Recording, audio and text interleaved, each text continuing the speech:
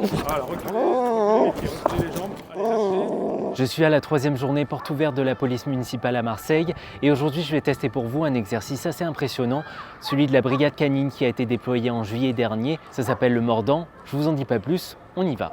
Allez, allez-y, comme vous voulez. Avancez-vous. J'avance ? Ouais, avancez-vous, avancez-vous. Voilà. Présentez la manchette plus devant.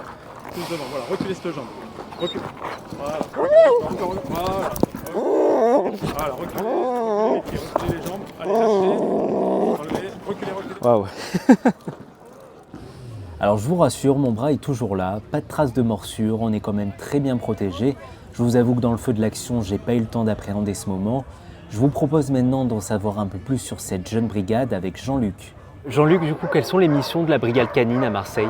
Les missions de la brigade canine à Marseille, en fait, c'est un appui en fait, aux unités de terrain. Actuellement, ils sont avec la brigade de nuit. En termes de missions, en fait, on va les trouver sur tout le volet de l'intervention. Ça peut aller de la dissuasion, qu'on va avoir uniquement en sortant le chien, jusqu'à si jamais on se retrouve avec des personnes avec des armes blanches, alors on pense plutôt bâton ou autre, ou des personnes très virulentes en fait, on va pouvoir utiliser le chien un petit peu comme on utilise le bâton télescopique avec ce qu'on appelle la frappe muselée.